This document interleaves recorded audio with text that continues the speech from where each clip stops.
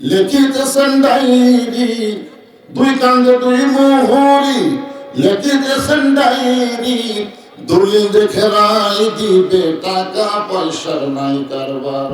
কিরামান কাতিবিনা ইয়ালামুনা মা লা তাফআলুন। আল্লাহু আকবার। তাহলে অদৃশ্যের প্রতি বিশ্বাস স্থাপন যদি আপনার থাকতো, তাহলে আপনি বলতেন কেউ না দেখলো আল্লাহ দেখতেছে আর দুই ফেরেশতা লিখতেছে, কিন্তু করার সুযোগ আছে? জয়গান আছে? মুত্তাকি সম্পর্কে আল্লাহ তাআলা অন্য আয়াতে আবার ব্যাখ্যা করেছেন, কোরআন টু কোরআন দিয়ে ব্যাখ্যা করেছেন আল্লাহ অন্য জায়গায়। কিভাবে ব্যাখ্যা করবেন?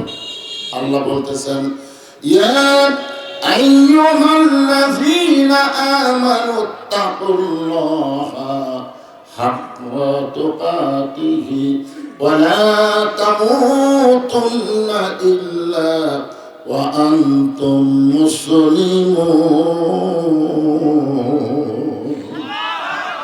এই যে মুত্তাকির ব্যাখ্যা করতে গিয়ে আল্লাহ বললেন, যারা আমাকে বিশ্বাস স্থাপন করেছে সবাই মুত্তাকি হবার পারবে না। মুত্তাকি হবার গেলে এক নম্বর হচ্ছে বিশ্বাস করতে হবে কাকে? আল্লাহকে। এখন আল্লাহকে বিশ্বাস করার সাইজ কি? আল্লাহকে তো আমরা বিশ্বাস করি, তার একটা সাইজ নাই। কি সাইজ? রাসূল বলেছেন, ইকরার বিল লিসান, জবানে বলতে হবে আল্লাহ, লা ইলাহা ইল্লাল্লাহ, জবানে বলতে হবে। তাসদীক বিল জানান, শুধু জবানে বললে হবে না, ওইটা আবার কলিজার মধ্যে সেট করা লাগবে। যেটা জবানে বলতেছেন এটা এই জায়গায়, আপনার দেহের মধ্যে সবচাইতে এই জায়গার দাম কম না বেশি? খুব বেশি দাম। এই জায়গায় ওটা সেট করা লাগবে। তাসদীক বিল জানান, কলিজার মধ্যে যখন ঈমানটা সেট হবে, ওই ব্যক্তির কাছে জীবনের চাইতে ঈমানের দাম বেশি হবে। সে জীবনকে কোনো গুরুত্বই দিবে না, গুরুত্ব দিবে ঈমানকে। যেমন আমাদের বাংলাদেশের ওসমান হাদি ওই জীবনের কোনো গুরুত্বই দেয়নি, ওই গুরুত্ব দিয়েছে ঈমানকে। ও কিন্তু প্রায় ভাষণে বলতো, যে কোনো সময় আমাকে মারতে পারে, যে কোনো সময় গুলি করতে পারে। এরপরও কিন্তু ও কোনো বডিগার্ড রাখেনি, কারণ ও জানে দুনিয়ার জীবন শেষ না। দুনিয়ার জীবন থেকে সঠিকভাবে যাওয়ার পারলে আখিরাতের সুন্দর জীবন পাওয়া যাবে। ঠিক কি? তাসদীক বিল জানান, কলিজার মধ্যে যখন ঈমান আসবে, ওই ব্যক্তির কাছে জীবন বাঁচান ফরজ না, ঈমান বাঁচান ফরজ। বর্তমানে আপনাদের কাছে কোনটা ফরজ? জীবন বাঁচান না ঈমান বাঁচান? আমরা যতই চেষ্টা করি আমাদের জীবন আমরা বাঁচাবার পারবো। যার প্রমাণ হলো সাবেক প্রধানমন্ত্রী, তিনবারের প্রধানমন্ত্রী বেগম খালেদা জিয়া। কি মনে করতেছেন যত ডাক্তার আছে, কোন ডাক্তার কি বাদ আছে? কথা কয় না কেন? বাদ আছে। তারপরে আবার আমাদেরকে দোয়া করা লাগতেছে কেন? কি জন্য? কারণ সবাই জানে ডাক্তার যখন ফেল মারে তখন আর কোনো কাজ নাই রে, একটাই কাম, আল্লাহ ছাড়া আমার কেউ নাই রে, আল্লাহ ছাড়া আমার কেউ নাই। এগুলাকে আগে বুঝিছে না আগে ডাক্তারের কাছে গেছে? ওসমান হাদি যখন বাংলাদেশ হয়নি, তার চিন্তা করলে গেছে, প্রত্যেকটা লোক চিন্তা করতেছে হয় বাঁচতে পারে। ডাক্তার কোনদিন কাউরে বাঁচাবার পারবে না, বাঁচানোর মালিক হচ্ছে আল্লাহ। ধরে ধরে কথা ঠিক কিনা? আল্লাহ কোরআনে বলেন, আল্লাযী খালাকাল মাউতা ওয়াল হায়াতা লিয়াবলুয়াকুম আইয়ুকুম আহসানু আমালান ওয়া হুয়া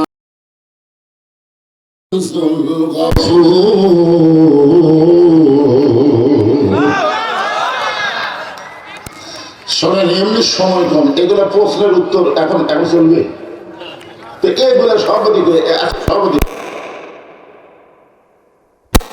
কোন প্রশ্ন বক্তা দিবেন না, সর্বদিক দিবেন। সূরা আসর নিয়ে আমার ওয়াজ করা ফেলে দিছে যে এত সুন্দর কোরআনের বাণী, রাতটা কোন দিক দিয়ে গেল আমি বুঝবারই পারিনি। সুবহানাল্লাহ। আবু জেহেলকে কোরআনের বিরুদ্ধচারণ করছে, বরং বলেছে এত সুন্দর কোরআনের বাণী, রাতটা কোন দিক দিয়ে গেল আমি বুঝবারই পারিনি। তখন আবু সুফিয়ান বলতেছেন, এটা যেই কোরআন শুনতে রাত কোন দিক দিয়ে যায় বোঝা যায় না, সেই কোরআন ধরলে অসুবিধা কি? না শুনলেই যদি এত মজা হয় তাহলে এটা ধরার দরকার আছে না নাই? আবু জেহেল তখন জিব্বাত কামড় খাচ্ছে, জিব্বাত কামড় খায় বলতে তুই আমার কাছে আয়, অত দূরে থেকে প্রশ্ন না করে আমার কাছে আয়। আবু সুফিয়ান যে কাছে গাইছে কানে কানে বলতেছে, এই কোরআনকে যদি গ্রহণ করি তাহলে তোর আমার ভুয়া নেতৃত্ব চলবি না। আজকে বাংলাদেশে যারা আবু জেহেলের মতন নেতা হবার চায় তারাই আল্লাহর কোরআনকে বাইপাস করে নেতৃত্ব দিবার চায়। ধরেছেন কথা ঠিক না? কারণ কোরআনকে যদি গ্রহণ করে এলে ভুয়া নেতার খাওয়া আছে, আসল নেতা হয়ে যাবে আব্দুলের এতিম বলা। কে আবু সুফিয়ান তুই কি চাস আমি বাঁচা থাকতে ওই টুপিওয়ালা দাড়িওয়ালা নেতা হোক? আবু সুফিয়ান বলতে সেটাও তো কথা, এই জন্য খালি শুনে আসা ধরিস না। আজকে বাংলাদেশের অধিকাংশ শ্রোতারাই হলো আবু জেহেলের মতন খালি শুনে আসা, কোন বক্তা কেমন থাকায় কেমন আজকাল খালি শুনে আসা। চাষ করে গল্প হবে আমাদের সারাগঞ্জের এলাকার মধ্যে কোন বক্তার ওয়াজ সবচেয়ে ভালো, কিন্তু কোন বক্তা কি করলো তো ওই দিকে খেয়াল। আল্লাহ কোরআনে বলেছেন সামিনা ওয়া তাআনা, খালি শুনলে হবে না, এটা বাস্তবে গ্রহণ করা লাগবে। খালি এই হট্টতা বলার কারণে আপনাদের আব্দুল মান্নান এমপি থাকা অবস্থায় সারাগঞ্জের মধ্যে আমার ধূপ করে দেয়নি। এই হট্টতা বলা, ওই ফুলবাড়ি ওই জায়গায় আমার সঙ্গে একটা গন্ডগোল হলো। কি ভাইজান, আল্লাহর কোরআনের সূরা আসর থেকে আপনাদের সামনে সময়ের দিকে খেয়াল করে ওয়াজ করা হবে। কারণ আসর শব্দের অর্থই হলো সময়। আসর মানে কি? আল্লাহ সময়ের শপথ করলেন। সময় অত্যন্ত গুরুত্বপূর্ণ একটা বিষয়। সময়ের কিন্তু গুরুত্ব আছে। যতদিন ঘুষে চাকরি করছে ততদিন বুঝবার পারেনি। যে রিটায়ার করছে তখন আল্লাহর ভয়ে তওবা করে কাঁদতেছে, আল্লাহ আমি আর জীবনে ঘুষ খাবো না, আল্লাহ আমি আর জীবনে ঘুষ খাবো। দুই কান্দে দুই ফেরেশতা বলতেছে, আল্লাহ আমরা কি লেখবো? এই যে কান দিচ্ছে তোমার ভয়ে আর ঘুষ খাবি না। আল্লাহ কয় সময় যতদিন ছিল চাকরির ততদিন তওবা করে না, এখন সময় শেষ, চাকরি নেই, এখন বুড়া বয়সে কান্দে। ওই কান্দা আমার কাছে 1 পয়সাও দাম নেই, আল্লাহর কাছে 1 পয়সাও দাম নেই। যৌবন সময়ে নামাজ পড়েনি, বুড়া বয়সে শয়তান সিয়াল্লে মসজিদে যাচ্ছে। জরিগণ কথা ঠিক কিনা? দেখবেন যৌবন বয়সে ওই নামাজত নাই। যে বুড়া হচ্ছে তখন সময়ের গুরুত্ব বুঝা সিয়াল্লে মসজিদে যাচ্ছে। যে মসজিদে 1 রাকাত নামাজ পড়লে 27 রাকাত নামাজ সওয়াব পাওয়া যাবে, শুধুমাত্র কাতার সোজা করার কারণে। জরিগণ কথা ঠিক কিনা? কাতার যদি হেঁকা বেঁকা হয় সওয়াব পাবে। তাহলে যেই বেলা সিয়ারত বসলো ওর পাও কোনটি, আপনার পাও কোনটি? তার যৌবনে তো আলোই না, বুড়া বয়সে আইসা আপনার নামাজ ধ্বংস করে দিল। জীবন থাকতে মসজিদে কোনো সিয়ার ঢুকতে দেওয়া যাবে না। ধরে কথা ঠিক কিনা? নামাজ পড়বি বাড়িতে পড়, কারণ তোর দরকার নাই। আল্লাহ হাসরের ময়দানে বলবে তোমার শৈশবকালের কোনো হিসাব চাই না, বুড়াকালের কোনো হিসাব দেওয়া লাগবে না, তাহলে যৌবনকালের হিসাব দেওয়া জান্নাতে যাও। 7 বছর থেকে নামাজের তালিম হবে, 10 বছর থেকে মায়া পিতা হলেও নামাজ ধরন লাগবে। জয়গণ কথা ঠিক কিনা? তুমি তোমার যৌবন সময় শেষ করে বুড়া বয়সে এসে চামড়া ঢিল আল্লাহর সাথে দিশা মিল, ওই মিলের আল্লাহর দরকার নেই। জয়গণ কথা ঠিক কিনা? যতদিন পর্যন্ত অকাম করে পারছে, যুবতী অবস্থায় পুরীর মতন ঘুরিছে, আর ওই বুড়ি হয়ে বোরকা গাও দিছে। কেন? তোর বুড়ির দিকে তো বুড়াও তাকায় না, তুই কে বোরকা গাও দিছিস? হ্যাঁ, আর সময় শেষ, এখন বুড়ি হচ্ছে কেউ তাকাবে না। ওই মরা লাগবি ভাই, মরা লাগবি ভাই, ওরে বোরকা রে।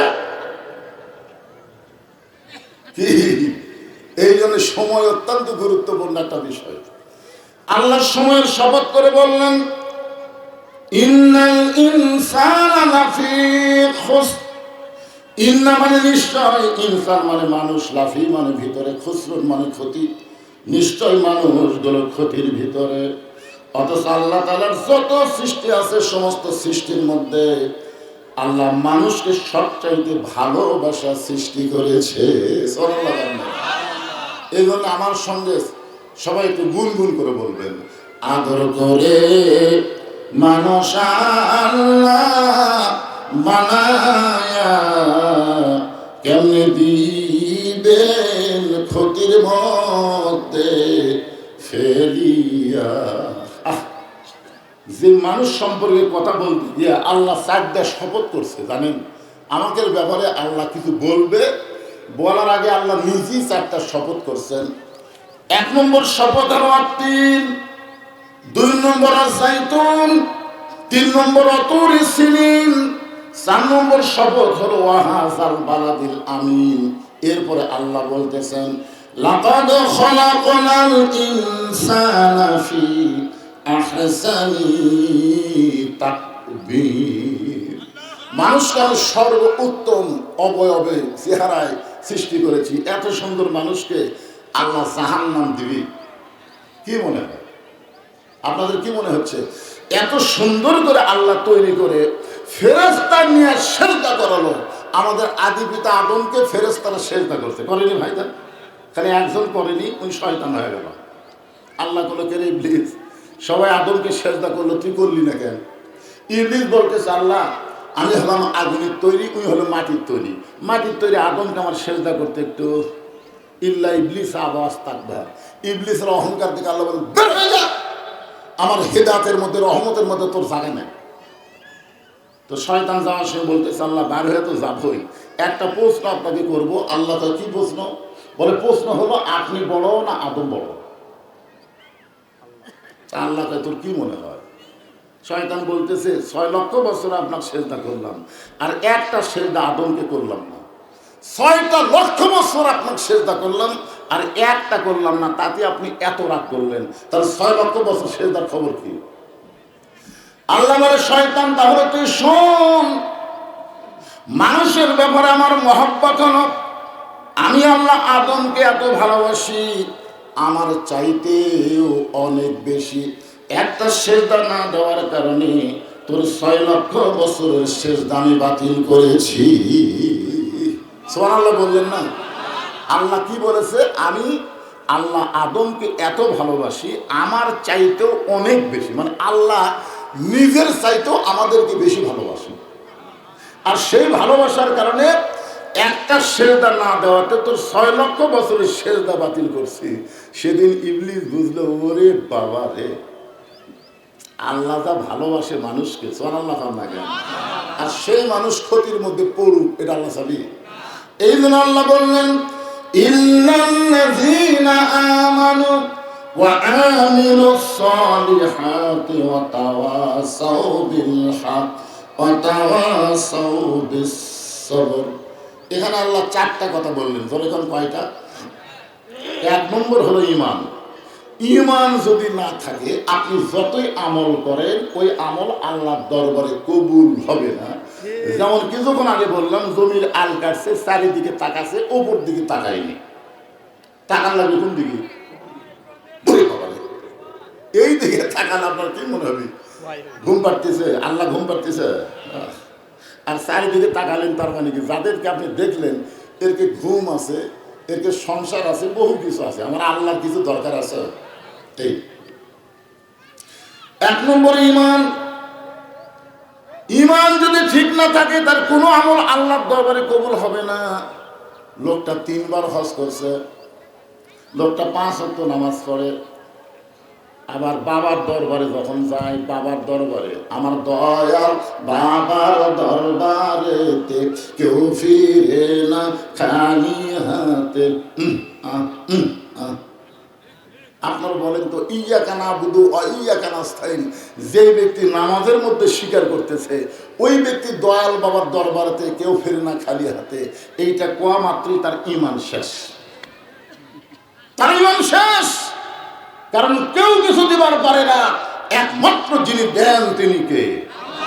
তাহলে কি বলা লাগবে? আমার দয়ার আল্লাহর দরবারেতে কেউ ফিরে না খালি হাতে। আল্লাহ আল্লাহ আল্লাহ। আল্লাহর জায়গায় বাবা ঢোকান যাবে না। দয়ার আল্লাহর জায়গায় দয়াল বাবা বসে। আর যদি আল্লাহ আল্লাহ করে দেখি আপনার বলেন তো এই লোক যতই নামাজ পড়ুক রোজা করুক আর ঈমান আছে? আল্লাহর ঘর নবীর দিয়া আল্লাহ আছে গায়েব হইয়া, নবীর ঘর খাজা নিয়া শুয়া আছে আজমিরে। কেউ ফেরে না খালি হাতে, খাজারে তোর দরবারেতে। আপনার বলেন তো এই লোকটার ঈমান আছে? কেউ ফিরে না খালি হাতে, আল্লাহ তোমার দরবারেতে, খাজার দরবারে খালি হাতে ফিরবে না, এ কথা কোনো ঈমানদার বলতে পারে না। এই জন্য মনোযোগ দিয়ে শুনবেন, এই চারটি কাজের মধ্যে আল্লাহ 1 নম্বরে ঈমানকে রাখলেন। ঈমানকে ব্যাখ্যা করা হচ্ছে ইকরার বিল লিসান, তাসদীক বিল জানান। কলিজার মধ্যে যখন ঈমান থাকবে, ওই মানুষটার কাছে জীবনের চাইতে ঈমানের দাম বেশি হবে। আপনাদের কাছে কার দাম বেশি, ঈমানের না জীবনের? উকিল বলতেছে স্যার আজকে রাত 12টায় আপনার ফাঁসি হবে। উকিল বলতেছে স্যার আজকে রাত 12টায় আপনার ফাঁসি হবে। তো আসামি বলতেছে এখন কয়টা বাজে? তো বলে এখন তো 9:30 বাজে। বলতেছে আলহামদুলিল্লাহ এখনো 2.5 ঘন্টা বাকি আছে। উকিল চলে করছে, যে লোকটার রাত 12টায় ফাঁসি হবে আর 9:30টায় বলে আলহামদুলিল্লাহ। কিছুক্ষণ পরে বলতেছে উকিল খামাকা 2.5 ঘন্টা বসে থাকা লাভ কি? খামাকা 2.5 ঘন্টা বসে থাকা লাভ কি? আমি 2 ঘন্টা ঘুম পাড়ি, আমি 2 ঘন্টা ঘুম পাড়ি, যদি এত না পাই তুমি আমার ডাক দিও। উকিল মনে মনে করে 2.5 ঘন্টা পর যার ফাঁসি হবি, তাই বলে 2 ঘন্টা আমার ঘুমও পারবি, যদি সে এত না পায় আমার ডাক দেওয়া লাগবে। এই পাগল হয়ে গেছে, ফাঁসির চিন্তায় লোকটা পাগল হয়ে গেছে। উকিল মন খারাপ করে ফাঁসির কন্ডম সেল থেকে বাইরে যায়। 2 ঘন্টা পরে উকিল চিন্তা করে দেখি তো লোকটা কি করতেছে। আইসা দেখে লোকটা না ডাকে ঘুম পাড়তেছে। উকিল ঘড়ির দিকে তাকে দেখে মাত্র 8 ঘন্টা পর ফাঁসি হবি, আর এই লোকটা এইভাবে ঘুম পাড়তেছে। পাও ঝাঁকিরে মারছে, লাভ ধরে বলতেছে উকিল ভাই সময় কি হচ্ছে? না স্যার আরো 8 ঘন্টা আছে। আসলে বলে উঁচু করে 2 রাকাত নামাজ পড়ে কোরআনের 2টা সূরা তেলাওয়াত করলেন, সূরা মুলক আর মুজাম্মিল তেলাওয়াত করার পরে ফাঁসির কন্ডম সেল সবচাইতে ভালো যে পাঞ্জাবি ছিল, সেই পাঞ্জাবি পরে চিরুনি দিয়ে মাথার চুল হাসড়ায় বলতেছে উকিল দেখো তো আমার কেমন লাগতেছে। উকিল ঘড়ির দিকে তাকায় বলে স্যার এখন আপনাকে ফাঁসির মঞ্চে যাওয়া লাগবে, আর আপনি সুন্দর পাঞ্জাবি গায়ে দিয়ে চুল হাসড়াইতেছেন, আপনি কি শ্বশুর বাড়ি যাবেন? আসামি মুসকে মুসকে হাসের বলে উকিল আমার ঈমান বলতেছে ফাঁসির মাধ্যমে আল্লাহ তাআলা আমার জন্য 8টা জান্নাতের দরজা খুলে দিবে। তাসদীক বিল জানান, আমার কলিজার ঈমান বলতেছে অন্যায় ভাবে যাদেরকে ফাঁসি দেওয়া হবে, আল্লাহ বলেছেন ওয়ালা তাকুলু লিমান ইউকতালু ফি সাবিলিল্লাহি আমওয়াতুন বাল আহয়াউ ওয়ালাকিন লা তাশউরুন। আপনার ঈমান ঠিক হয়, আল্লাহ রাস্তায় যাদেরকে হত্যা করা হবে তাদেরকে তোমরা মৃত্যু বলো না, আমি আল্লাহ বলতেছি তারা জীবিত। যাদেরকে হাসিনা অন্যায় ভাবে ফাঁসি দিয়েছে তারা আসলে মরে নাই, তারা জান্নাতের মধ্যে ঘুরতেছে। এরই নাম হলো তাসদীক বিল জানান, এরই নাম হলো কলিজার ঈমান। কলিজার মধ্যে যারা ঈমানের জায়গা পাবে তার কাছে জীবনের চাইতে ঈমানের গুরুত্ব বেশি হবে ভাইজান। এরপরে বলা হলো আমল বিল আরকান, ঈমান অনুযায়ী আমল করা লাগবে। সূরা আসরের 2 নম্বর বিষয় হলো আমিলুস সালিহাত, নেক আমল করা লাগবে। ঈমান অনুযায়ী যদি আমল করতে চান, যে আমলের মাধ্যমে ঈমানকে রক্ষা করা যায় সে আমলের নাম কি? যে আমল না থাকলে ঈমানই থাকে না। এই আমল আপনারা জানেন না? আমি 4টা হাদিস বলি, 4টা। এই যুবকরা মনোযোগ দিয়ে শোনো, জোহরের নামাজ তো পড়োনি, ও আর শুনতে যাচ্ছে। যারা পড়োনি মনে মনে চিন্তা করো তো আসর পর্যন্ত বাঁচার গ্যারান্টি আছে? মাঝখানে তো ভালোই মারতেছে, রাস্তাতে যাবে কি দেখিচ্ছ ভাই? হুজুর 6 তালা ভিড় দিয়েছি, 4 তালা হতে রড বার করে দিয়েছি, আর 2টা তালা হলি কান্দের ফেরেশতাকে আল্লাহ আর কান্দ থাকবো না নেমে যাবো। যেই সালাম মরে গেলে 20 তালা যাওয়া লাগবে, আর মুই দেখতেছি 6 তালা। কি কন মরে গেলে কুড়ি যাবে 6 তালা, তার 20 তালা। 20 তালা বোঝেনি, 1 তালা তো না, নিচতলা হলো আন্ডারগ্রাউন্ড, মাটির তলে ঢোকা লাগবে। আমি বারবার ঘাট কাট করে দেখতেছি, কি কি দেখেন, একটু মনোযোগ দিয়ে শুনবেন। আমল বেলার গান সূরা 2 নম্বর বিষয় হলো আমিলুস সলিহাত। আমি 4টা হাদিস বলবো, যুবকেরা মনোযোগ দিয়ে শোনো। 1 নম্বর হলো লা সালাত আলা ঈমানা, যারা নামাজ নেয় তার ঈমান নাই। লা সালাত আলা দীনা, যার নামাজ নাই তার কোনো ধর্মই নাই। বাইনাল আবদি ওয়াল কুফরি তারকুস সালাত, বান্দার কাফের মধ্যে পৃথক করার জিনিসটার নামই হলো নামাজ। যারা নামাজ পড়বে তারা হবে বান্দা, আর যারা নামাজ পড়বে না তারা হলো কাফের। 4 নম্বর হাদিস হলো মান তারাকা সালাত মুতাম্মিদান ফাকাত কাফারা, ইচ্ছা করে জোহরের নামাজ যারা বাদ দিল, ইচ্ছা করে একটা ওয়াক্ত নামাজ যারা বাদ দিল, তারা অবশ্যই কুফরি করলো। এখন চিন্তা করেন যে ইমানকে রক্ষা করার 1 নম্বর নেক আমলের নাম কি? সবাই কর না কেনতে পারে, সবাই কর না কেন, তবে একটা কথা সত্য, আমার ওয়াজ দিয়ে আপনার নামাজি হবেন না। কারণ ওয়াজ দিয়ে যদি নামাজি হতো তাহলে নবুয়তের 10ম বৎসরে নবী নামাজ পালেন 5 ওয়াক্ত। এরপরে নবী 3 বছর মক্কা ছিলেন। নামাজ পাওয়ার পরে নবী কয় বছর ছিলেন? 3 বছর মক্কায় ছিলেন। নবী কইলেন, আল্লাহ আপনি যতবার নামাজের কথা কন প্রত্যেকবার বলেছেন আকিমুস সালাত, নামাজ কায়েম করো, কিন্তু মক্কার বর্তমানে যেই পরিবেশ চলতেছে এই পরিবেশে আমি নবী তো নামাজ কায়েম করবার পারতেছি না। আমার কিছু সাঙ্গ পাঙ্গ নিয়ে আমি গোপনে নামাজ পড়তেছি, কায়েম তো হচ্ছে না। তখন আল্লাহ বলেন, হাবিব আবু জেহেলের মতন নেতা, আপনার মতন ইমাম যদি থাকে তাহলে নামাজ কায়েম হবে না। একজন হবে নেতা, একজন হবে ইমাম, তাহলে নামাজ কায়েম হবে না। যিনি নেতা হবে তাকেই ইমামতি করা লাগবে, তাহলে নামাজ কায়েম হবে। আপনার কি মনে করতেছেন আমাদের মতন ইমাম আর আবু জেহেলের মতন নেতা যতদিন বাংলাদেশে থাকবে ততদিন ওয়াজ হবে, কিন্তু নামাজ কায়েম হবে না। নামাজ কায়েম করবার গেলে যিনি বক্তা হবেন, ইমাম হবেন, তাকে আবার ওই সমাজের নেতা হওয়া লাগবে। নামাজ পড়বো না হাওড়ার বাড়ি খাবো, নামাজ পড়বো না, পায়ের গিরাত খালি 3টা করে চটাং বাড়ি দিলে উনি পড়বি না, আর বাপও পড়বি। এই জন্যে আল্লাহ বললেন আবু জেহেলের মতো নেতা থাকবে, আপনার মতো ইমাম থাকবে, নামাজ কায়েম হবে না। রাসূল বলেন, আল্লাহ তাহলে নামাজ কায়েম কখন হবে? আল্লাহ বলেন, হাবিব এমন একটা পরিবেশ আসবে যেই পরিবেশে আপনি ইমামতি করবেন, আবার আপনি সমাজের নেতৃত্ব দিবেন। এই পরিবেশে মক্কায় হয়নি, এই পরিবেশ তৈরি হয়েছে মদিনায়। নবী যখন মদিনাকে রাষ্ট্র ঘোষণা করলেন, এমন সময় আল্লাহ বললেন, আল্লাযীনা ইম্মাক্কান্নাহুম ফিল আরদ, মুসলমানের মধ্যে কাউকে যখন ক্ষমতার চেয়ার দেওয়া হবে তার 1 নম্বর দায়িত্ব হলো আকামুস সালাহ, নামাজ কায়েম করা। আমার ওয়াজ দিয়ে নামাজ হবে?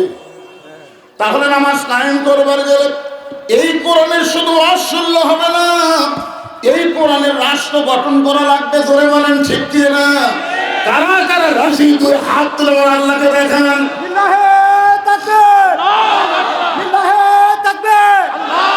আল কোরআনের আলো, আল কোরআনের আলো,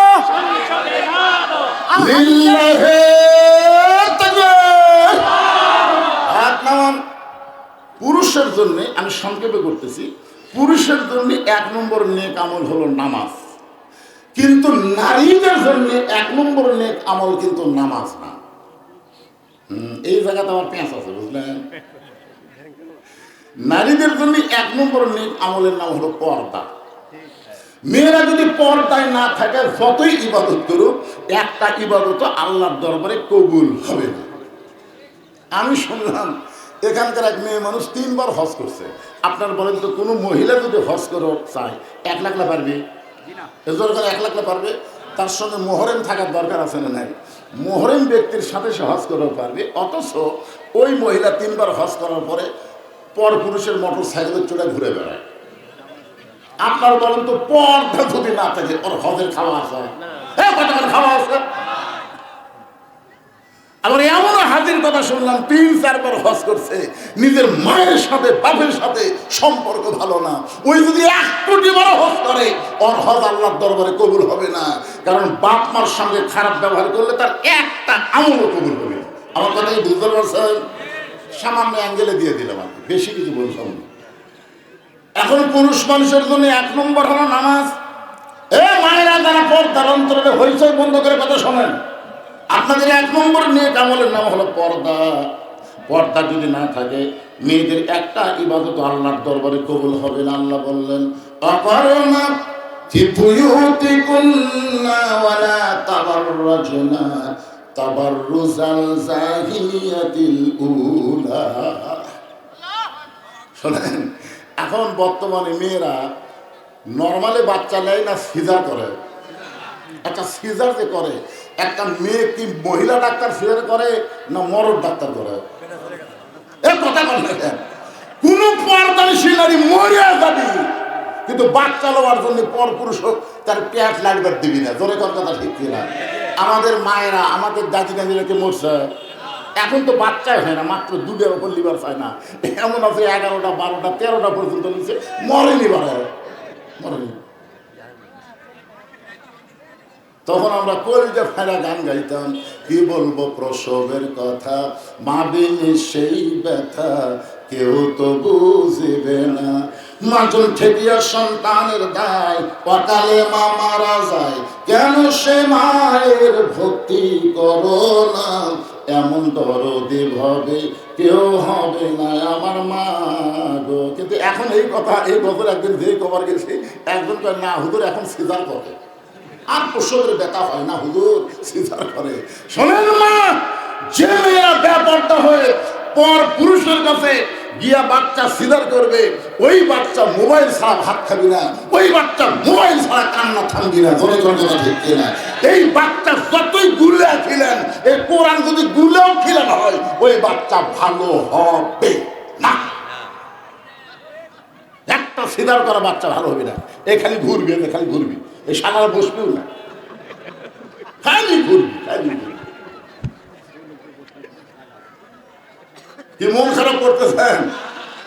আমার মায়েদের জন্য পর্দার কথা বলতেছে। মা শোনেন, যে আয়াতটা আমি তেলাওয়াত করলাম, এই আয়াতের সামনে আপনাদের বুঝানোর জন্য বলা হচ্ছে, গভীর রাত্রে আল্লাহ নবীর ঘুম ভাঙ্গে গেছে। গভীর রাত্রে নবীর ঘুম ভাঙ্গা গেছে, নবী তাকে দেখে খাদিজাতুল কুবরা এই ডান হাতখানা বুকের উপরে নিয়ে কাঁদতেছে। রাসূল বলে, খাদিজা কান্দেন কেন? বলে, কান্দার কারণ হলো আমার 64 বছর বয়স চলতেছে, যে কোনো সময় আমার মৃত্যু হবে, তো আমার জন্য কোনো খোঁজ খবরই নাই। আল্লাহ রাসূল খাদিজার কপালে চুমা দিয়ে বললেন, আপনার জন্য খোঁজ খবরে আছে। তো খাদিজা বলে, হুজুর আপনি বলেন না কেন?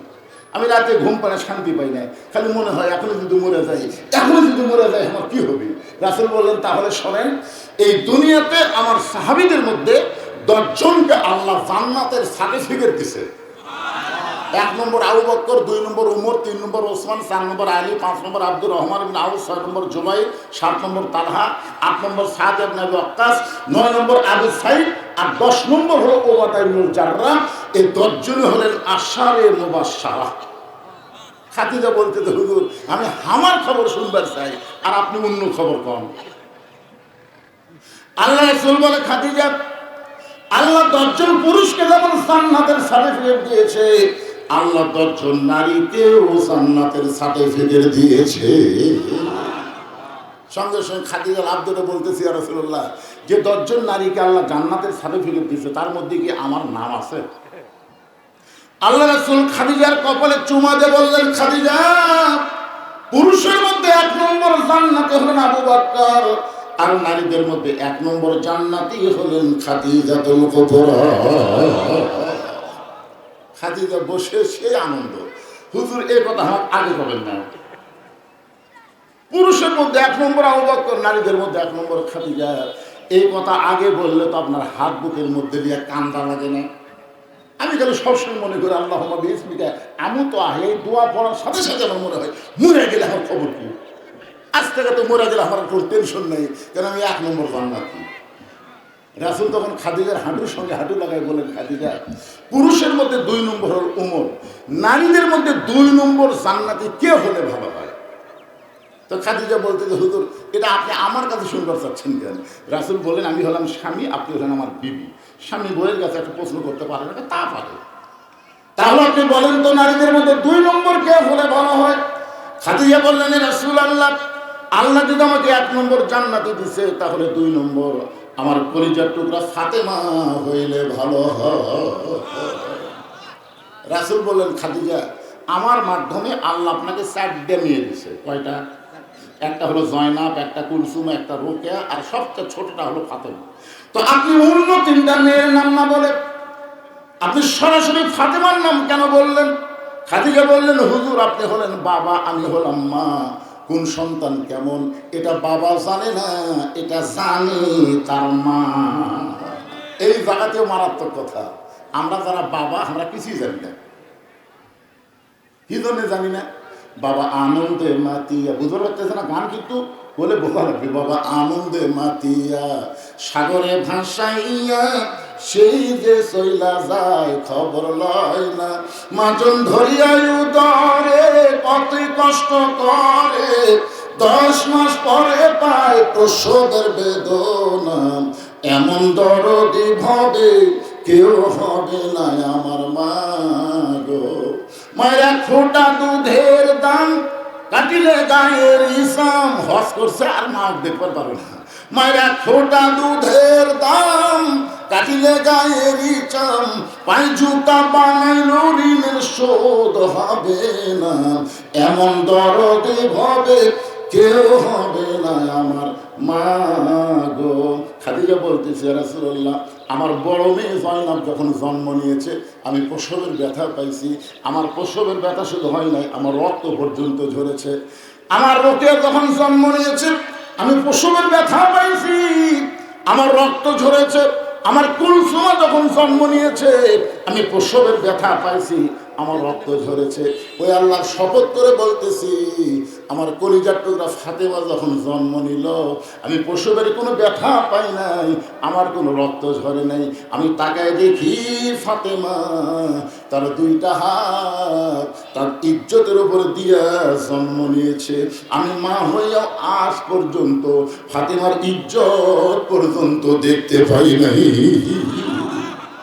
ও আল্লাহর নবী, আমি সেই দিন থেকে মনে করেছি আমার ফাতেমা সাধারণ কোনো মেয়ে না, আমার ফাতেমা সাধারণ কোনো মেয়ে না। আল্লাহ যদি 1 নম্বর আমাকে জান্নাত দেয়, আমার সাথে সাথে 2 নম্বরে যেন ফাতেমাও জান্নাত পায়। চোখের পানি বের করে কাঁদলেন। রাসূল শুধু কাঁদতেছেন। খাদিজা বলে, রাসূলুল্লাহ, আপনি কি করলে কাঁদেন? আল্লাহ নবী বলেন, খাদিজা রে, আপনার কথা তো আল্লাহ শুনবে না, আপনার কথা তো আল্লাহ শুনবে না। আপনার মেয়ে ফাতেমা জান্নাতি নয়, আপনার মেয়ে ফাতেমা জান্নাতি নয়। খাদিজা দাঁড়িয়ে নবীর চোখের পানি মুছে দিয়ে বলে, রাসূলুল্লাহ, আমার কলিজার টুকরা ফাতেমা যদি জান্নাতি না হয়, তাহলে ফাতেমার খবর কি? রাসূল বললেন, ফাতেমা হলো জান্নাতি নারীদের নেত্রী। ফাতেমা কোনো নম্বরের মধ্যে নেই, তুমি আছো 1 নম্বরে, কিন্তু ফাতেমাকে আল্লাহ কোনো নম্বরের মধ্যে রাখে নাই। ফাতেমাকে আল্লাহ জান্নাতি নারীদের নেত্রী বানাইছে। সঙ্গে সঙ্গে খাদিজাতুল কুবরা নবীর হাতখানে বুকের মধ্যে চাইপা ধরা বলি, ইয়া রাসূলুল্লাহ, সর্বপ্রথম আমি আপনার হাতে কলমা পড়ে মুসলমান হয়েছি। আমার যত সম্পদ আছিল আমি সব আল্লাহ দিয়ে দিয়েছি। এরপরে আল্লাহ আমাকে জান্নাতি নারীদের নেত্রী না বানায় আমার পেটের মেয়ে ফাতেমাকে জান্নাতের নেত্রী বানালো। ফাতেমার মধ্যে এমন কি আমল আছে যে আমল করার কারণে আল্লাহ আমাকে বাদ দিয়া আমার পেটের মেয়ে ফাতেমাকে নেত্রী বানালো? এটা যতক্ষণ পর্যন্ত না বলবেন, আমি ততক্ষণ পর্যন্ত আপনার হাত ছাড়বো। আপনার বলেন তো, মেয়ে মানুষের জেদ কম না বেশি? এই রে জেদি ভাই, এই হাসিনায় কিন্তু খালি জেদ করেই হলো। হাসিনায় কিন্তু পলান লাগতো না, পলান লাগতো। আচ্ছা, তুই 9 সালে তো যাই হোক হলো, তারপরে 14 সালে বিনা প্রতিযোগিতায় হয়ে গেল। আচ্ছা যা, 9 গেল, 14 গেল, 18 দিয়ে আবার দিনের ভক্ত রাতে করে লাগবে।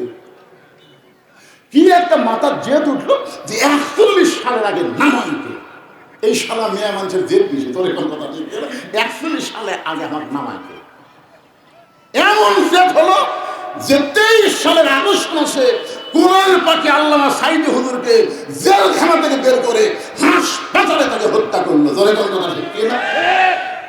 আল্লাহ কয় এত জেদ বেড়ে গেল। সাইদি হুজুর 23 সালের আগস্টের 14 তারিখে চলে গেল।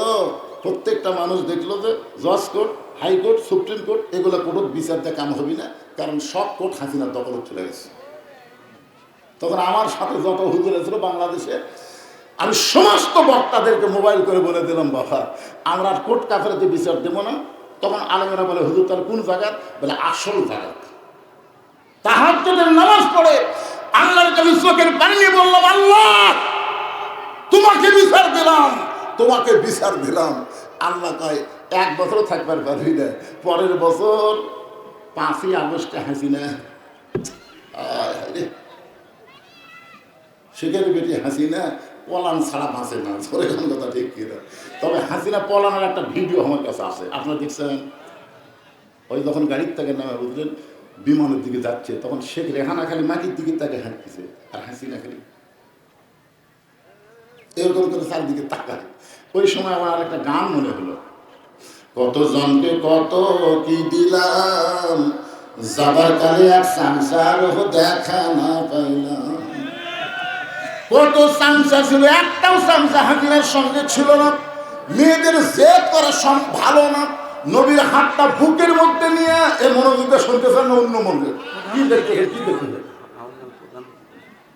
আচ্ছা আসতেছে। আচ্ছা প্রধানমন্ত্রীর আগমন, আজকের মাহফিলের প্রধানমন্ত্রীর আগমন, রফিক সাহেবের আগমন, এলাকার কৃতি সন্তানের আগমন, শহীদ প্রেসিডেন্ট জিয়ার সৈনিকদের আগমন। খাদিজাতুল কুবরা নবীর হাতটা বুকের মধ্যে নিয়ে বলতেছি, ইয়া রাসূলুল্লাহ কোন আমলের কারণে আল্লাহ ফাতেমাকে খাতুনে জান্নাত, জান্নাতে যে নেত্রী ডিগ্রি দিল, এটা না বলা পর্যন্ত আপনার হাত আমি ছাড়ব। আচ্ছা আল্লাহ রাসূল বলবে, খাদিজা শুনবে, আপনারা কি শুনবেন? কারা কারা শুনবেন? আল্লাহ কিন্তু হাত দেখান তো। ওই মুরব্বী হাত তোলেন, হাত তোলেন, হাত টান টান করে তোলেন ইনশাআল্লাহ। আমি অবশ্যই আপনাদের শোনাবো। আজকে আসরের নামাজ এখানে আসরের নামাজ যদি 2-4 মিনিট পরে যায় আপনার খুব বিরক্ত হবেন। হ্যাঁ নামাজ হবে, সময় মতো হবে ইনশাআল্লাহ। তো প্রধান অতিথি যখন আসলো আমি তাকে ফ্লোর দিয়ে দিলাম, কারণ এখন তো বুঝতেছেন আমাদের বক্তার চাইতে ইনাকের এখন খুব কষ্ট। সেদিন এক অতিথি বললো, হুজুর এ পর্যন্ত, সেটা আমার গাজীপুর মাহফিল ছিল, বললো এ পর্যন্ত 9টা মাহফিল করলাম, 9টা, আমি করি 2টা, প্রধান অতিথি করে 9টা। এই যে বিপদ হয়। তো এই জন্য প্রধান অতিথিরা খুবই ব্যস্ত, বিশেষ করে আমার কাজী রফিক ভাই খুবই ব্যস্ত মানুষ। উনি আসেননি, ওনার ছোট ভাই। তার ছোট আসুক, ওনার পক্ষে তো কিছু বলবেন। বিশেষ অতিথি হিসেবে বলবার সেটাই ফ্লোরই দিয়ে আমার ওয়াজ এমন জমা কমিয়েছে এখন বুঝতেছেন। আমার আগেই বলেছে আমার মোকাররম বাবা ভাই আগেই বলেছে প্রধান অতিথি আসলে তাকে, আমি ঠিক আছে অসুবিধা নেই। তা আপনি যখন আসে গেছেন সালাম কালাম দিয়ে শুরু করেন, এই কে ঘোষণা করেন ঘোষণা করেন। ওয়াজটা দাঁড়িয়ে থাকা হলো বেয়াদবি। আর এই সব জুয়ান টাকার না, বুড়ো মানুষ হলে মাথা টাকা লাগে না, একটু ডানা লাগে। এরা ছেলে মানুষ, এরা ডানাই কেন বুঝি না। কয়টা প্রশ্ন এ আমার মায়েরা মনোযোগ দিয়ে শোনেন, আপনাকে ওয়াজ হচ্ছে এখন। পুরুষের 1 নম্বর নেক আমল হলো নামাজ, আর নারীদের 1 নম্বর নেক আমল হলো পর্দা। সূরা আসরের বিষয় হলো 4টা, ধরে কোন কয়টা? 3 নম্বর হলো তাওয়াসাউ বিল হক, আর 4 নম্বর হলো তাওয়াসাউ বিস সবর। 3 নম্বর হচ্ছে তাওয়াসাউ বিল হক, হক কথা বলা লাগবে, হক পথে চলা লাগবে। আপনারা বলেন তো, যত হক আমরা বিশ্বাস করি না, কিন্তু একটা হক আমরা বিশ্বাস করি, জাআত সাকরাতুল মাউত হাক্কুন, আমাদের সকলের জীবনে মৃত্যু আছে, এটা সত্য না মিথ্যা? হিন্দুকে যদি বলেন তো বিশ্বাস করি, ইহুদি বিশ্বাস করি, নামাজ পড়ে বিশ্বাস করি, নামাজ পড়ে না ও বিশ্বাস করে, সবাই বিশ্বাস করে মরা লাগবে। ঠিক কিনা বলেন? আল্লাহ বলেছেন ওয়ালা তামুতুন্না ইল্লা ওয়া আনতুম মুসলিমুন, মরে যাও কোনো অসুবিধা নেই, হাদির মতন মরো, শহীদ প্রেসিডেন্ট জিয়াউর রহমানের মতন মরো, বাংলাদেশের যত জানাজা হয়েছে 1 নম্বর জানাজায় বেশি মানুষ হয়েছে শহীদ প্রেসিডেন্ট জিয়াউর রহমান। আবার গতকাল যেটা হলো ওটাও কিন্তু নম্বরের মধ্যে আছে। সুবহানাল্লাহ। যে নম্বর শহীদ প্রেসিডেন্ট জিয়াউর রহমানের পরেই এখন অনেক তার মতো অত হয়নি, কিন্তু একটা বড় জানাজা হয়েছে, তাই না? এই জন্য আপনারা বলেন তো এই 2 জন কি? 2 জনই শহীদ। শহীদ বলতে বোঝেন না শেখ মুজিবের আগে কেউ শহীদ কয়? এরপরে কেউ শহীদ কয়? কারণ তার মারিয়া ফেলা দিলে জনগণ খুশি হয়ে মিষ্টি খাচ্ছে। জানাজাত 18 জন আছে। আজকে ফেসবুকের থেকে শেখ মুজিবুর নিজেই বলতেছে আমাকে তো গুলি করে মারলো রে, হাদিস মারলো 1টা, আমাকে মারলো 8টা। আমার জানাজাত 18 জন, হাদিস জানাজাত এত একটা ভিডিও দিছে, কিন্তু কথাটা কিন্তু সত্য। জোরে কোন ঠিক কিনা? একটু মনোযোগ দিয়ে শুনবেন। মরা লাগবে। আল্লাহ নবী বলেন খাদিজা কোন আমলের কারণে ফাতেমাকে আল্লাহ খাতুনে জান্নাত ডিগ্রি দিয়েছে? 2টা প্রশ্ন করবে, উত্তর দিবেন। 1 নম্বর প্রশ্ন হলো আল্লাহ নবী খাদিজাকে প্রশ্ন শুরু করলেন। 1 নম্বর প্রশ্ন হলো খাদিজা আপনি বলেন তো কত বছর বয়সে ঈমান গ্রহণ করছেন? খাদিজা বলতেছে ইয়া রাসূলুল্লাহ আমার 55 বছর বয়সে আমি ঈমান গ্রহণ করছি। আল্লাহ রাসূল বলেন খাদিজা ঈমান গ্রহণ করার আগে আপনি কি ছিলেন? খাদিজা বলতেছে ঈমান গ্রহণ করার আগে আমি কাফের ছিলাম। আল্লাহ নবী বললেন আপনার হায়াতের জীবনে 55 বছর আপনি কুফরি হালে কাটাইছেন। এখন বলেন তো আপনার পেটের মেয়ে ফাতেমা কত বছর কুফরি হালে কাটাইছে? খাদিজা বলতেছে জান্নাতি জান্নাতি, আমার ফাতেমা জান্নাতি হয়ে জন্মগ্রহণ করেছে। রাসূল বললেন 1 নম্বরে আপনি হেরে গেলেন। আপনি 55 বছর কুফরি হালে কাটাইছেন আর আপনার ফাতেমা জন্মের সাথে জান্নাতে হয়ে জন্মেছে। 2 নম্বর প্রশ্ন হলো খাদিজা আপনার নাকের সাইজ কেমন, আপনার মুখের সাইজ কেমন, আপনার গায়ের রং কেমন, আপনার দাঁতের সাইজ কেমন? এটা দুনিয়ার কত পুরুষ বলতে পারে? আপনি কি হিসাব দিবার পারবেন? খাদিজা বলে রাসূলুল্লাহ 40 বছর বয়সে যখন আপনাকে স্বামী বলে স্বীকার করলাম ওই সময় মক্কার সবচাইতে ধনবতী রমণী ছিলাম। এই ধনবতী রমণীর পিছনে কারণ হলো আমার অনেকগুলো ব্যবসা ছিল। এই ব্যবসা পরিচালনা করতে গিয়ে হাজার হাজার পুরুষের সঙ্গে আমার লেনদেন হয়েছে। আমার দাঁতের সাইজ কেমন, আমার মুখের সাইজ কেমন, আমার গায়ের রং কেমন, এটা দুনিয়ার অনেক পুরুষ বলতে পারবে। রাসূল বলেন খাদিজা এখন বলেন তো আপনার পেটের মেয়ে ফাতেমার নাকের সাইজ কেমন, মুখের সাইজ কেমন, গায়ের রং কেমন, এটা দুনিয়ার কত পুরুষ বলতে পারে? খাদিজা বলতেছে পর্দানিশী আমার ফাতেমার জন্মের সময় তার ইজ্জত 2 হাত দিয়ে ঢেকে পর্দার ভিতরে জন্ম নিয়েছে। আল্লাহ নবী বলেন খাদিজা শুধু পর্দানিশী হওয়ার কারণে, শুধু পর্দার কারণে আল্লাহ আপনাকে বাদ দিয়া আপনার পেটের মেয়ে ফাতেমাকে জান্নাতি নারীদের নেত্রী বানায়া দিছে। আর রাসূল বলেন শোনেন খাদিজা আপনি শুধু জন্মের খবর জানেন। ফাতেমা জন্মের সময় পর্দার মধ্যে জন্ম নিয়েছে, কিন্তু আপনি জানেন ফাতেমা পর্দার মধ্যেই বড় হবে। শুধু পর্দার মধ্যে বড় হবে না, ফাতেমা পর্দার ভিতরে এই দুনিয়া থেকে বিদায় নেবে। আপনারা বলেন তো মা ফাতেমা কখন মারা গেছে, দিনে না রাতে? রাতের বেলা অন্ধকারে পর্দায়। তাকে যখন দাফন করা হলো দিনের আলোতে দাফন করা হয় নাই, রাতের অন্ধকারে তাকে দাফন করা হয়েছে। তার স্বামী দোয়া করতেছে আল্লাহ আমি স্বামী হিসাবে স্বীকার করলাম আমার ফাতেমায় পর্দানিশী, তুমি তার পর্দাকে কবুল করে নাও। এই দোয়া করার সাথে সাথে তাকায় দেখে সামনে কয়েকটা পুরাতন কবর দেখা যায়। এই মাত্র নতুন কবর দিছে, সেই নতুন কবর নেই। হযরত আলী চিৎকার করে বললেন ফাতেমার কবর, ফাতেমার কবর। কে যেন বলে আলী ফাতেমা পর্দানিশী, আমি আল্লাহ জহুরা ডিগ্রি দিয়ে ফাতেমার কবরটাকে কিয়ামত পর্যন্ত পর্দা করে দিয়েছি। হযরত আলী বললেন আল্লাহ এই জহুরা মানে কি? যেই ডিগ্রি দিয়ে আপনি ফাতেমার কবরটাকে পর্দা করে দিলেন। আমরা সবাই কিন্তু বলি খাতুনে জান্নাত ফাতেমা তো জহুরা, বলি কি বলি না? এই জহুরা মানে কি? হযরত আলী আল্লাহর কাছে প্রশ্ন করলেন, গায়েবের কাছে প্রশ্ন করলেন জহুরা মানে কি? আমার মায়ের পর্দার অন্তর বসে আছেন, দিনের বেলা মাহফিল, আমরা বক্তারা সময় দিবার পারি না। কারণ আমি এখানে যখন আইছি তখন 1টার দিকে আইসি, আমি নিয়ত করছিলাম 2টার মধ্যে আমাকে টেজর দিবে। টানা ফাটাফাটি 2.5 ঘন্টা ওয়াজ করে তারপরে কিন্তু ঘড়ির দিকে তাকাতেই দেখি ভাই 4:45 বাজে গেছে। এখন আপনাদের কাছে মাদ্রাসার ব্যাপারে কিছু চাইলে আপনি দৌড় দিবেন নাকি? আমার ভাই কিছু ভাষণ দিবার চাইতে আপনার যে লাভ দেওয়া উঠলে আমার ভয় লাগতেছে। এখন যদি আপনার কাছে রুমাল বা গামছা যায় আপনার কি দৌড় দিবেন? এই কারা কারা দৌড় দিবেন? টেকা না দিয়ে হাত তোলেন, টেকা না দিয়ে কারা উঠে যাবেন? হাত তোলেন। এই ওটা কে উঠবে? এই আমার কে উঠবে? কেন বসান তো? আচ্ছা, আপনার কাছে রুমাল যাবে, গামছা যাবে, ব্যাগ যাবে, আপনারা কারা কারা দিবেন?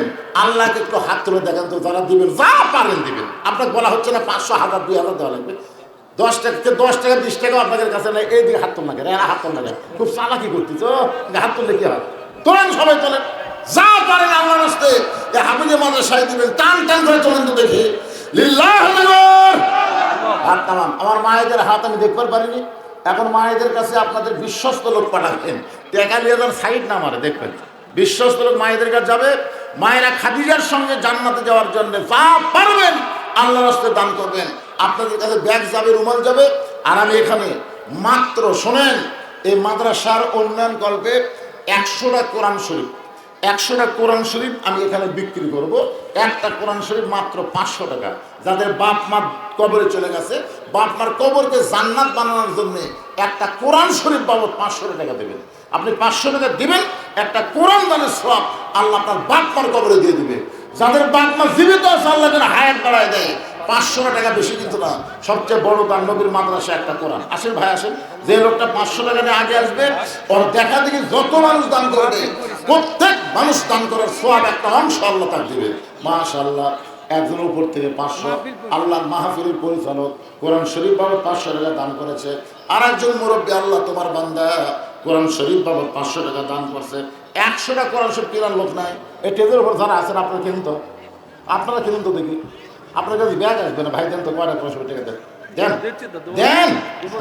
পৃথিবীর শ্রেষ্ঠ দান নবীর মাদ্রাসা একটা কোরআন। জোরে জোরে কথা ঠিক কিনা? একটা কোরআন শরীফ দিতে পারবেন না, তাই বলে সবাই একটা দিলে হবে না। কিন্তু 10টা দেওয়ার লোক আছে, 10টা, 20টা, 50টা দেওয়ার লোক আছে, কমপক্ষে একটা।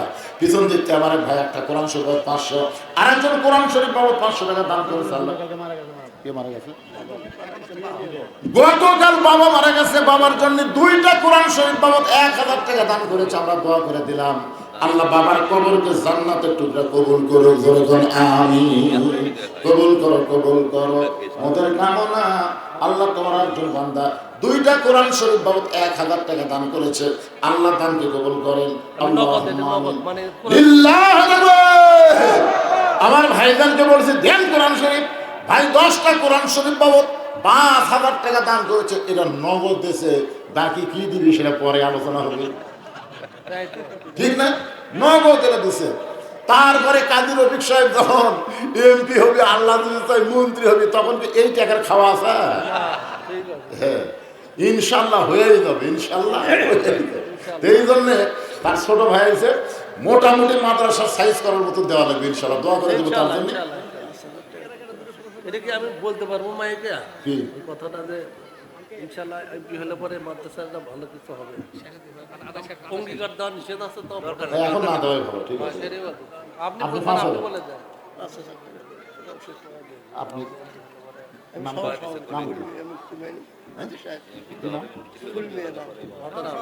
আজকের মাহফিলের সহসভাপতি ফুল মিয়া 10টা কোরআন শরীফ বাবদ 5000 টাকা ধরে বলেন বাবা।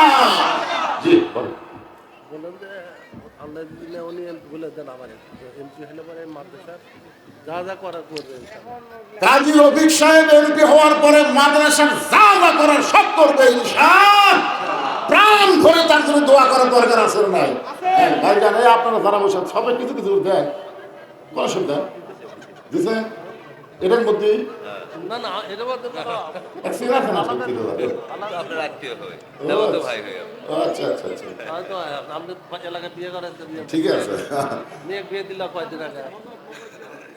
এ বাবা লিখতেছেন, লিখতেছেন, এটা লিখছেন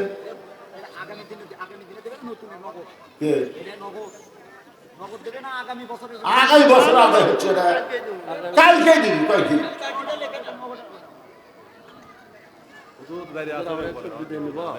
এই বাবা এখানে ব্যাগ গেছে। আপনাদের মধ্যে কোরআন শুনতে পারে একটা লোক না। এই যুবকেরা কত টাকা মোবাইলের মধ্যে ভ্যাকসিন ঢুকে দেয়? এই দাও বাবা, দাও ময়নাটা দাও, দাও ইনশাআল্লাহ, আখের মনে পাইকারে দাও ইনশাআল্লাহ, দাও। কে দিল ময়নাটা, কে দিল? নুরুল নবী, আল্লাহ তোমার একজন বান্দা কোরআন শরীফ বাবদ 500 টাকা দান করেছে। আল্লাহ নুরুল নবী দান করে আল্লাহ আপনি কবুল করেন।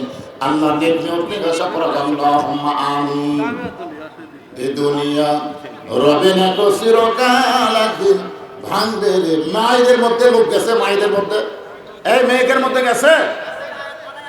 নম্বর হলো পর্দা। এখন 3 নম্বর সূরা আসরের বিষয় হলো ওয়াতাওয়াসাউ বিল হক। শুনবেন না? হক কথা বলতে হবে, ধরে গেল হক কথা বলতে হবে, হক পথে চলতে হবে। হক পথে চলতে গিয়ে নানা রকম বিপদ আপদ মুসিবত আসবে। বিপদ আপদ মুসিবতকে ইমানের বলে বলিয়ান হয়ে মোকাবেলা করা। দোষ আছে, কারণ আল্লাহর তদন্ত আর হাসিনের তদন্ত। আপনার বলুন, 2 তদন্তের মধ্যে কোনটা ঠিক? কথা কয় না। আল্লাহ তদন্ত করলেন, ইন্নামা ইয়াখশাল্লাহ মিন ইবাদিহিল উলামা। বান্দা সমূহের মধ্যে আলেম বান্দারাই আল্লাহকে সবচেয়ে বেশি ভয় করে। তাহলে আলেমরা কি নারী নির্যাতন করে? আলেমরা কি নারী নির্যাতন করে? আলেমরা কি মানুষের ঘর বাড়ি পুড়ে দেয়? এইগুলো যে বিনা দোষে তাকে দোষী বানিয়ে 13 বছর জেলখানায় বন্দি করে রাখলো, তারপরে জেলখানা থেকে হাসপাতালে নিয়ে গিয়ে তাকে হত্যা করা হলো। আপনারা বলেন তো মূল দোষ কি? হক। আপনারা বলেন তো, তাকে বহু প্রস্তাব দেওয়া হয়েছিল, আল্লামা মামুনুল হককে বহু প্রস্তাব দেওয়া হয়েছে, কিন্তু তারা বাতিলের সাথে আপোষ করেনি, হকের পক্ষেই থেকেছে, হক কথা বলেছে। মনে করছিল জেলের মধ্যে নিয়ে গেলে হয়তো ঠান্ডা করা যাবে। আপনারা বলেন তো, মামুনুল হক জেলের যাওয়ার আগে যেমন কথা কইছে, জেলের থেকে বার হয়ে কি নরম হসা? এ কথা কন না কেন? আপনার ভাষণ শোনেন না, ওয়াজ শোনেন না? নরম হসে না গরম বাড়িছে? শোনেন, ওসমান হাদি যদি বাসা ফিরে আসতো, তাহলে যে কথা আগে বলেছে এর সাইডে ডবল পাওয়ারলে বলতো। এখন কথা ঠিক কিনা? আপনারা জানেন না, হকের নির্যাতনের মধ্যে মজা আছে ভাই রে। আমি কতবার ধরা খাচ্ছি জানেন? আমার এই আঙ্গুল ফুটে ঢুকায় রিমান্ডে ভেঙে দিছে। তারপরও আপনারা কি মনে করছেন কথা বলা বন্ধ থাকবে? কে বলতে বলেছে? আল্লাহ। ওয়াতাওয়াসাউ বিল হক। হক পথে চলতে হবে, হক কথা বলতে হবে। হকের কথা বলতে গিয়ে বিপদ আপদ মুসিবত যখন আসবে, আল্লাহ বলেছেন ওয়াতাওয়াসাউ বিস সবর। ওয়াতাওয়াসাউ বিস সবর, ধৈর্য ধারণ। একটু এই লাস্ট পয়েন্টটা মনোযোগ দিয়ে শোনেন। আপনার বলেন তো, যে মেয়ের বিয়ে হয়েছে এখন পর্যন্ত বাচ্চা হয়নি, এই মেয়ে কি বাচ্চা চাইতে চায় না? কথা চাইতে চায় না। 2-4 বছর একটু চেষ্টা করে, প্রথম বাচ্চা নিব না। স্বামী স্ত্রী বলে, কে গো তোমাদের বিয়ে হলো 3 বছর হলো, আমরাই বন্ধ করে রাখছি, আমরাই বন্ধ করে রেখেছি। কিন্তু 10 বছর পর্যন্ত যখন হয় না, তখন কি হয়? যখন হয় না, তখন মেয়েটা কি করে? পুরুষ মানুষ যেমন আফসোস না করে, মেয়েরা তার সাথে 10 গুণ করে। ঠিক কিনা? আল্লাহর কাছে দোয়া করে, হুজুরের কাছে দোয়া চাই, এ করে সে করে, করে পেটে বাচ্চা আছে, পেটে বাচ্চা আইছে, এখন মা হবে। আপনারা বলেন তো, মা হওয়ার খেলা আছে না নাই? যখন বাচ্চা হওয়ার প্রসব ব্যথা শুরু হয়ে গেছে, বাচ্চা হওয়ার প্রসব ব্যথা যখন শুরু হয়েছে, তখন ওই মেয়েটা চিল্লায় বলতেছে, মরে যাবো, গলার দড়ি দেবো, বিষ খাবো। দেখছেন কষ্টের খেলা কি বলতেছে? মরে যাবো, গলার দড়ি দেবো, বিষ খাবো। তত দাদি নানি ধাক্কা ঘরের মধ্যে লাগে, কি করছ তুই? এগুলো কিসের পেশা? তুই জানিস মায়ের পায়ের তলে সন্তানের জান্নাত? মায়ের পায়ের তলে সন্তানের জান্নাত। সেই মা একটু কষ্টে অধৈর্য হলে চলবে। ধৈর্য ধর। ঘরের মধ্যে নিয়ে যায়, বিছনা শুয়ে যায়, ঠান্ডা পানির মধ্যে নরম কাপড় চুপড়ায় কপালে দিচ্ছে আর বলতেছে, সবর, ধৈর্য ধর।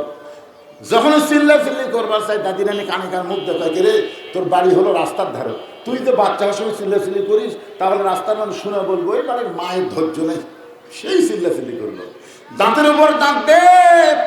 এবার দাদি নানির কথায় দাঁতের উপর দাঁত দিয়ে এদিকে চোখের ইশারা করছে, ধাত্রী বাচ্চা টান দিচ্ছে, দাদি বলতেছে দে, চোখের ইশারা করছে, আর এক বলছে ধৈর্য ধর, কথা সবর, ধৈর্য ধর। দাঁতের উপর দাঁত ধৈর্য ধরেছে, এক সময় বাচ্চা হয়ে গেল। শুধু বাচ্চা হয় নাই, রক্ত পর্যন্ত ভাঙলো।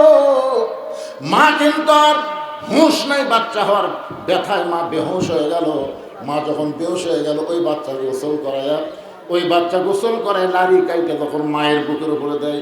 বাচ্চার দেহের পরশে মা হুঁশ ফিরে পায়। মা হুঁশ ফিরে পাইয়া বাচ্চাকে মুখের কাছে নিয়ে আসা বাচ্চার মুখে চুমা খায়, কপালে চুমা খায়। দাদির আমি তিরস্কার করে বলে, লাঠি দে, এর ফাইলা দিয়ে এরই জন্যই গলার দড়ি দিবার চাইলি, এর জন্য বিষ খাবার চাইলি, একবার মুখের কাছে না চুমা খাস কেন? মা তখন বলে, দাদি প্রসবের ব্যথা মনে থাকে না, বাচ্চা যখন মা বুকের উপরে পায়, মা যখন বাচ্চা বুকের উপরে পায় তখন কষ্টের কথা মনে থাকে না। 15.5 বছর বাংলাদেশের মুসলমানেরা হাসিনার কাছে প্রসব ব্যথার মতন কষ্ট পাইছে। ধরে কোন কথা ঠিক কিনা? ইসলাম আন্দোলনের বহু সৈনিককে তারা অন্যায়ভাবে ফাঁসি দিয়েছে, অনেককে গুম করেছে, অনেককে জেল দিয়েছে, বাড়ি ঘরে থাকতে দেয় নাই। বাড়ি বানাইছে কিন্তু বাড়ি থাকতে পারে নাই, আলুর বাগুড়ের মধ্যে ঘুমাইছে। কত কষ্ট করেছে মা, যেমন প্রসব ব্যথায় কষ্ট করেছে, এই বাংলাদেশে কোরআনের দল যারা করে তারাও এমন কষ্ট করেছে। তোর কথা ঠিক কিনা? এত কষ্ট করার পরে মা যেমন সন্তান বুকের উপরে পায়, সন্তান বুকে পাইয়া মা যেমন সব কষ্ট ভুলে যায়, আমরা সেই দিন সব কষ্ট ভুলে যাব যেদিন আল্লাহর কোরআন শুধু মানুষ শুনবে না, কোরআন দিয়ে বাংলাদেশের সংসদ চলবে। ধরে কথা ঠিক কিনা? সেদিন ষোড়শী নির্জন পথে যাবে, কোনো জন কটু কথা কবে না, পথে আর প্রান্তরে সম্পদের মোহে পড়ে খুন আর রাহাজানি হবে না। সবাই বলেন, যদি মেনে চলি কোরআন, জোরে বলেন, যদি মেনে চলি কোরআন আর রাসূলের বিধান, সকলেই শান্তিতে থাকবে। বাংলার আকাশে কলেমার পতাকা সেদিন দুলবে। মা বাচ্চা পায় যেমন প্রসব বেদনা ভুলে যায়, আমরাও কলেমার পতাকা বাংলার আকাশে পথ পথ করে উঠবে। এ দৃশ্য দেখলেও আমরা সব কষ্ট ভুলে যাব। ঠিক করে বলে? তাহলে ধৈর্য ধরার দরকার আছে না নাই? সব দেখা হলো শেষ, আগামীতে দেখবো আল্লাহর কোরআনের বাংলা দেশ।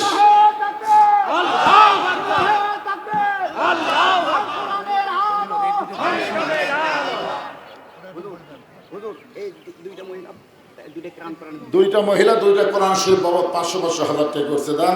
আল্লাহ দান কি করবে?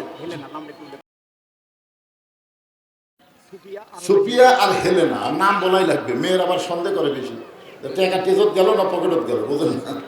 হুজুর আমাদের এলাকায় সত্যবীরের মাজার হয়েছে, কিন্তু সত্যবীর তো মরেই নাই, তার মাজার কি এভাবে ভাব হয়, এই ভণ্ডদের একটু বুঝাবেন, বুঝানোর টাইম আজকে নাই। আর যারা বোঝে না এরকম বুঝান যাবেও না। আপনি কম তো আবু জেহেল কি নবী কম বুঝেছে, এই কথা কম বুঝেছে, 400 বার কলমার দাওয়াত দিয়ে গেছে, তারপর আবু জেহেল বোঝেনি। তার মানে বোঝা গেল যারা ভণ্ড হয়ে গেছে এরকম বুঝা লাভ নেই, ওরা একটা দলই আলাদা। আমি যতই বুঝাবো কবি শরীয়তে মাওলানা তো এই মারেফত বোঝে। হাসিনা কয়টা দিচ্ছে? মাশাআল্লাহ, দেখছেন যে হাসিনার কম নামই করা যায় না রে, সে হাসিনা 500 টাকা দিল। মানে আমার এক খালার মেয়ে হচ্ছে তো, আমাকে বলতেছে বাবা একটা ভালো নাম তো, আলেম মানুষ। আমি বললাম হাসিনা, যেই গোছে হাসিনা সেই খেপা, কিন্তু একটা আলেম মানুষ, তুই একটা জালিম খুনির নাম করি। তার মানে বর্তমানে হাসিনা নাম বলাই যাচ্ছে না, ধরে কথা দিতে। তারপরে একটা মা হাসিনা করার সে 500 টাকা দিয়েছে। আল্লাহ এটা রব্বানা আতিনা ফিদ দুনিয়া হাসিনা, সবাই বলে আল্লাহুম্মা আমিন। আসসালামু আলাইকুম ওয়া রাহমাতুল্লাহ। হুজুর নিকট আমার বিনীতভাবে জানবার বিষয় হলো, যদি কেউ ভুলবশত প্রথম বইটিকে তাশাহুদের পর দরুদ শরীফের কিছু অংশ পড়ে ফেলে, তার জন্য কি সহজ সেজদা দিতে হবে? সে যদি একাই নামাজ পড়ে, একাই, আমার কথা কি বুঝলেন? সে যদি একা একা নামাজ পড়ে তাহলে সহজ সেজদা দেওয়া লাগবে, কিন্তু সে যদি জামাতের সাথে নামাজ পড়ে তাহলে তাকে নতুন করে সহজ সেজদা দেওয়া লাগবে না। তবে দরুদ শরীফ যখন যেখানে আমি বুঝতেছি যে আত্মাহিদের পর দরুদ শরীফ নাই, দুই রাকাতের বৈঠক, সাথে সাথে স্টপ করবেন আর সামনে যাবেন না, আস্তাগফিরুল্লাহ পড়বেন, তাহলে হয়ে যাবে। কিন্তু একলাই যদি নামাজ পড়েন তাহলে আপনি সহজ সেজদা দেবেন। আমার কথা বুঝতে পারলেন? আলহামদুলিল্লাহ। সবাই ইস্তেগফার পড়েন, দোয়া করে দিন। আল্লাহুম্মা সাল্লি আলা মুহাম্মাদ, আল্লাহুম্মা বারিক আলা মুহাম্মাদ, আল্লাহুম্মা সাল্লি আলা সাইয়্যিদিনা শাফিঈনা নাবিয়িনা মাওলানা মুহাম্মদ আলা আলিহি ওয়া সাহবিহি ওয়া বারাকা সাল্লিম। আস্তাগফিরুল্লাহ পড়েন, আস্তাগফিরুল্লাহ রাব্বি মিন কুল্লি জামবি ওয়া আতুবু ইলাইহি। আল্লাহুম্মা আমিন। আয় আল্লাহ তাআলা, দিনের বেলা কাজ কামকে বাদ দিয়া আল্লাহ তোমার কোরআন নবীর হাদিসকে মহব্বত নিয়া এই জান্নাতের বাগানে বসে বসে সূরা আসর থেকে আলোচনা শুনেছে। মেহেরবানি করে আজকের মাহফিল আমাদের সকলের হেদায়েতের জন্য, নাজাতের জন্য, জান্নাতের জন্য কবুল করো। এই মাহফিলের শুরু থেকে শেষ পর্যন্ত যত আলোচনা হয়েছে আল্লাহ, এর মধ্যে যদি ভুল হয় মাফ করো। এর যে হাদিয়া মঞ্জুর করো সোনার মদিনায় নবী পাকের রওজা মুবারক আল্লাহ কবুল করে নাও। তামাম আম্বিয়া কেরাম, সাহাবে কেরাম, তাবেঈ কেরাম, তাবেঈ কেরাম, তামাম পৃথিবীর মাটির নিচে যত মুমিন মুমিনাত আছে আল্লাহ সকল আল্লাহ ফরে হাদিয়া কবুল করো। আমরা যারা হাত তুলেছি, আমাদের জনম দুপুরি মা বাবা যাদের কবরে চলে গেছে আল্লাহ মেহেরবানি করে মা বাবার কবরকে জান্নাতের টুকরা বানায় দাও। আমাদের দাদা দাদি, নানা নানি, আত্মীয় স্বজন, শ্বশুর শাশুড়ি যাদের কবরে গেছে আল্লাহ কবর সেদের মাফ করে দাও। মাবুদ, তোমার মাদ্রাসাকে কিয়ামত পর্যন্ত কবুল করো। এই মাদ্রাসার ম্যানেজিং কমিটির মধ্যে যারা আছে আল্লাহ তাদেরকে তুমি কবুল করে নাও। আল্লাহ এই মাদ্রাসার মহতামিম, মাদ্রাসার ওস্তাদ, মাদ্রাসার তালবে ইলম, এই মাদ্রাসার ম্যানেজিং কমিটির সভাপতি, সহসভাপতি, সেক্রেটারি, ক্যাশিয়ার আল্লাহ সদস্যকে আল্লাহ তুমি জান্নাতি কবুল করে নাও। পর্দার অন্তরালে আমার মা বোনেরা আবিদা সালিহা পর্দানিকে কবুল করে মা ফাতেমার চরিত্র দান করো। আমি অসুস্থ, আমার মতো যারা অসুস্থ অবস্থায় হাত তুলেছে আল্লাহ সবাইকে সুস্থতার নিয়ামত দান করে দাও। আল্লাহ শুধু কোরআনের ওয়াজ শুনবো না, বাস্তবে আগামীতে বাংলার জমিনে আমরা যেন কোরআনকে দেখতে পারি, কোরআন মোতাবেক যেন চলতে পারি, এমন একটা পরিবেশ, সমাজ এবং রাষ্ট্র আমাদেরকে দান করে দাও।